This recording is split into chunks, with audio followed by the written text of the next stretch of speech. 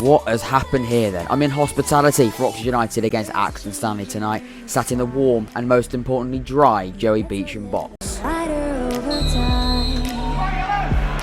Yes, it's true, I'm falling hard for you, but I won't rush this love. With Oxford United already one goal up, it's actually Nathan Holland who doubles his personal tally for the night, and also Oxford's lead. It's 2-0 after 24 minutes of play.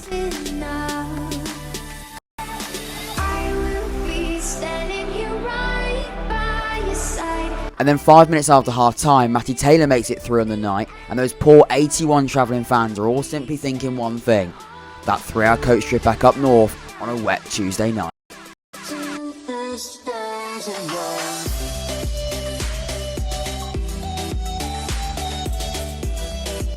There was a small amount of hope for Accrington when they did manage to get a goal back, but only 9 minutes later, Mark Sykes scored a fourth.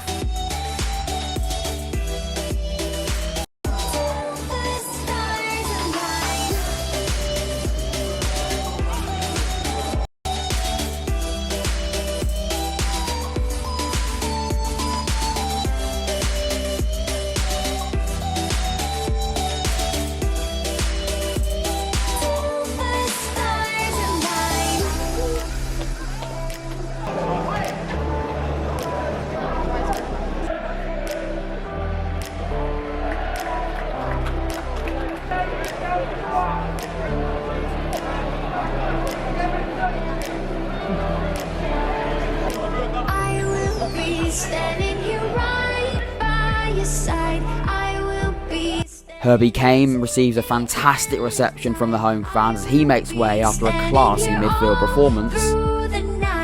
It only goes from bad to worse for Accrington fans as an own goal from Nottingham makes it 5 for the Yellows. The game finishes 5-1 as Oxford climb up to 8th in the league. Hello everybody, welcome back to the Young Fan Podcast and welcome to a match reaction as Oxford United beat Accrington Stanley by 5-1. Just generally a fantastic performance, an all-round brilliant game of football to watch, and for Oxford United perspective it was a fantastic victory. Of course, we'll be delving deep into that today. I was lucky enough to watch the game actually in hospitality in a nice VIP luxury box. You hopefully see some of that footage just before this as well. So yeah, a really good opportunity, a fantastic one really. Much more warmer than those in the stands as well. Of course, it was a horrible night in terms of weather. It was cold, it was windy, it was actually bucking it down with rain. But ultimately, for me, it was warm. I'm not going to lie to you. I did go outside and it was still very cold. But thankfully, I didn't get wet, which was the most important thing. And it made the performance that little bit better as well. No doubt about it. A fantastic experience. But most importantly as well, we got a very good victory with it. And again, when we went into this game, we knew how important it was that Oxford United put in not just a performance, but also got a result. Of course, it's really important that Oxford need to see performances, and without performance, it's difficult to get results. It's possible, but a lot of the time, especially on a momentum basis and over a long course of the season, you're going to need to see performances sooner rather than later before you start seeing results. And we haven't not seen performances this season. I'm not saying that. We've had some really good results, beating Charlton, beating Lincoln.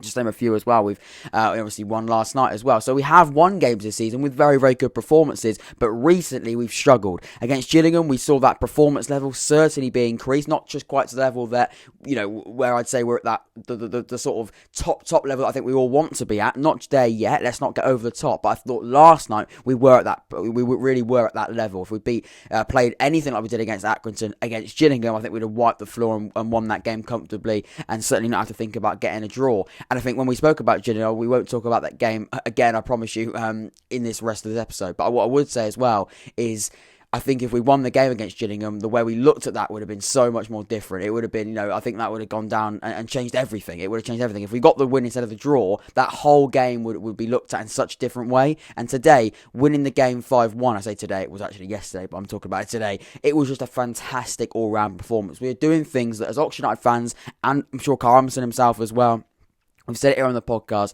we've been crying out for these certain areas to be resolved and to be fixed. And I thought last night we saw that. We saw last night certain areas in Oxford United's performance that needed to be fixed. And like I said there, in the last game, it would have been looked at so differently if we'd won the game 2 or 3-1. We didn't. We drew it 1-1. Whereas today, and last night, we saw that performance level, and we also really got rewarded by that high performance level by winning the game 5-1. I'd say more than comfortable. I thought maybe more comfortable than we even thought. I think Accrington Stanley have looked very good this season. I thought they have generally proven to be a really good side already this season. They looked very decent last year as well. But last night, if we're being honest, I don't think there's going to be many Accrington Stanley fans that disagree with me really.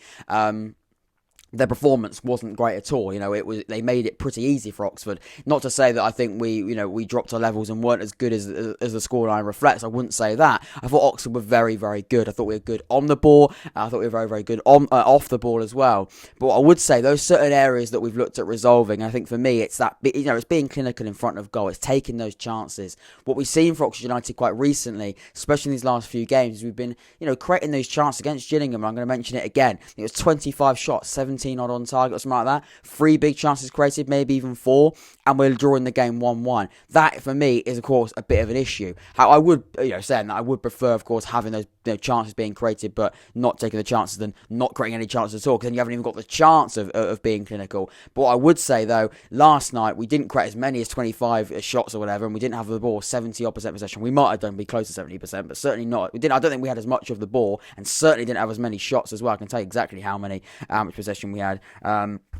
51% possession really, so actually quite tight when it comes to possession stats. We had 16 shots, 10 on target, but you compare that to Gillingham, we had about 70% possession, we had about 27 shots, and we had about 17 of those on target or whatever. So those stats were almost doubled, and again that just shows how in the last game we weren't clinical, but we weren't creating chances. We had a good performance, but we weren't getting the points and we weren't getting the goals. Whereas last night, I think we were just very good in front of goal. I think the team and the selection from Karl Robinson was spot on. Gavin White dropping out the side. I think for Gavin White, this is and he didn't play last night. I don't think he was in the squad yesterday. I think it was an injury.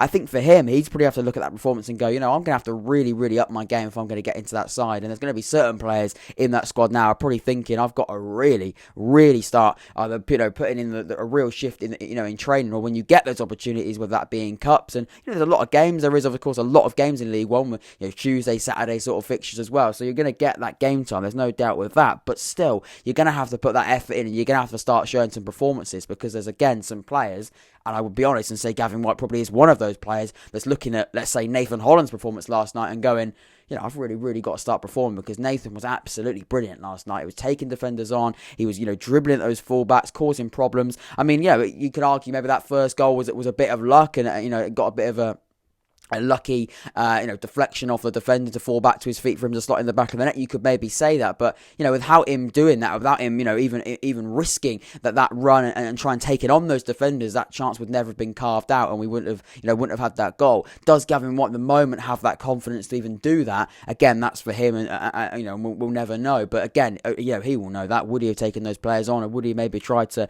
pass inside and give it to someone else? Gavin White, and by the way, I really like Gavin White. I think what he did for Oxford United before he went to Cardiff, and now he's back as well. I love having him back, but he does need to up his performance level, because people like Nathan Holland performing last night to the level they were, he's really going to have to step up his game, because I thought finally that my final point on Nathan Holland was he did everything we've been calling out for these attacking wingers and attacking players to start doing. I thought Matty Taylor had a phenomenal performance last night, holding up the ball, very clinical, a beautiful finish, composed, dinking over the goalkeeper, a fantastic goal as well. So again, that's going to be something that Matty Taylor is going to take from that game, a massive confidence boost as well. Mark Sykes, again, he's been a player really this season. I think it's quite unlucky not to play against Gillingham, but it was back in the side again today, got his goal, and again looked really good. So again, we're talking about these players that are really improving, and are also just sort of closing up these different areas that we needed to be resolved, and ticking off the boxes that we want to see, scoring more goals. We've been talking about not taking chances, not scoring enough goals. 5-1 win, massive tick there as well. Having our wingers get involved into the game and not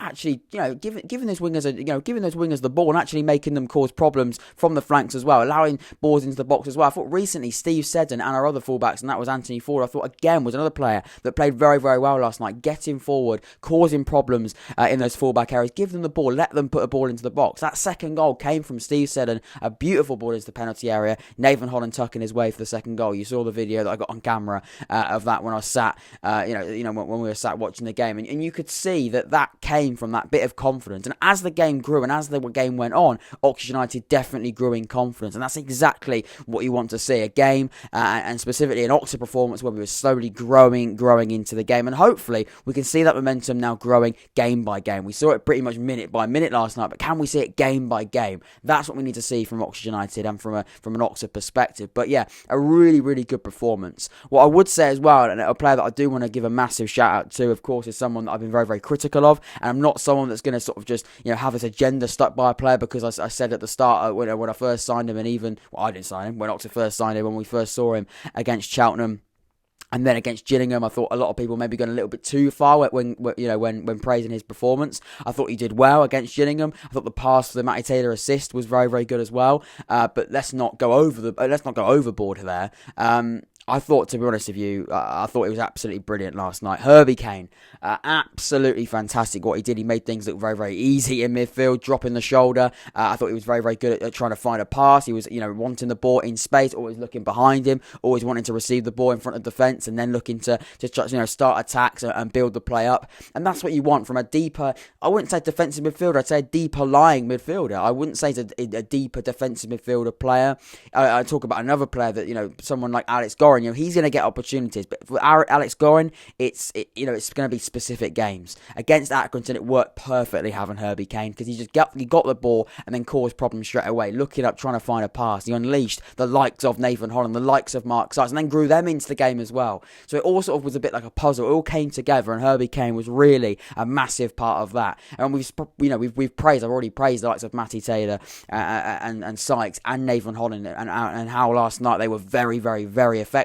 That really came again from Herbie Kane, getting hold of the ball, getting hold of the game, getting hold of that midfield, and then creating chances there as well. Giving it to Cameron Brannigan. Cameron Brannigan, of course, probably would love and does love having Herbie Kane behind him, because he knows he's got a little bit of a barrier behind him as well, because he can get hold of the ball and he isn't sort of pressured into being the only player to create chances as well. It is a fairly quite attacking midfield. You think about it, Herbie Kane, Cameron Brannigan and James Henry. But again, you're creating a lot, and also that it fits perfectly with the style, to be fair. You get hold of the ball, you keep it on the deck, and you try and create chances on the floor, quick passing. I thought we were very, very good. We're playing short, sharp passing with purpose. Playing with purpose is something that Oxford United haven't done in recent weeks. Playing this pragmatic, and very, very purposeful game of football. Getting hold of the ball, not just tapping it around, not just keeping the ball for the sake of it. I thought there's a few occasions maybe where I think we're still maybe going backwards and frustrating people. I'm not saying you never go backwards. I'm not stupid.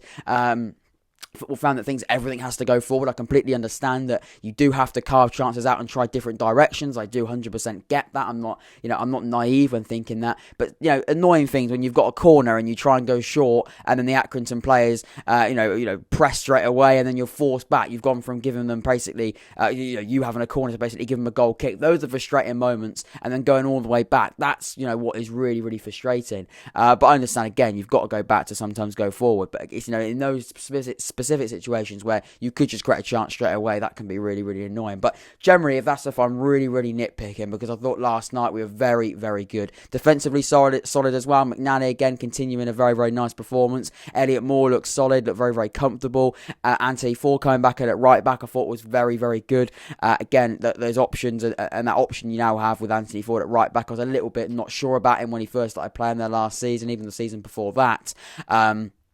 Really like Anthony Ford playing as a right back, really. I think he's very, very good going forward. Not to say I'd probably replace him with Sam Long. He's still getting back from injury, Longy. So, we need to see him grow into that. But Anthony Ford, as a second option, or even when he starts, I thought he looked very, very good. Steve Seddon back into it. I thought he hasn't been bad in those recent weeks, but Steve Seddon looked very, very good. And then when we weren't playing well, I thought maybe sort of his level dropped a little bit. But again, yesterday was back up there, putting those balls into the box, causing problems, defensively solid as well, which was really, really good. Very, very happy with the performance as well. I know we conceded a really annoying goal. We probably could have closed that one down. It was actually technically McNally's fault. He maybe should have stood on his feet and closed that shot down. But either way, it meant nothing. In the end, didn't mean anything. But a very, very good performance. And when it comes to the league table, that does of course now mean that Oxford United are currently, I believe, sat in 8th position. 8th position on 15 points, and weirdly only 2 points off 5th. about 5 points off second. So, you know what I mean? It's very, very tight. We've got Sheffield Wednesday, who are currently ninth, who beat, of course, Wigan last night. And then we've got Sunderland as well, currently, of course, league leaders. So, yeah, some very, very difficult games coming up away from home. But that is going to set up those 2 away trips very, very well with the confidence, winning 5-1 in front of the fans. A cold Tuesday game. Maybe not as cold for me, but either way, a really, really good performance and very, very happy with it. Finally, a match day experience, which we don't normally do for home games, just because, of course, this was an opportunity going into the box and going to a nice VIP area of the ground. It was very, very nice. I thought it made sense to get some footage in there as well. And normally, of course, for home games, we do like to do the live stuff, and that'll be back, of course, hopefully. Well, I forgot a Sheffield Wednesday, maybe not next week, but you know what I'm trying to say. Either way, thank you so much for watching this episode of the podcast. This has been my match reaction. Give your thoughts in the comments down below. I want to hear from you, and of course, leave a like and subscribe as well. I've been Jack. This has been the Unfan Podcast, and I'll see you all very soon. Take care.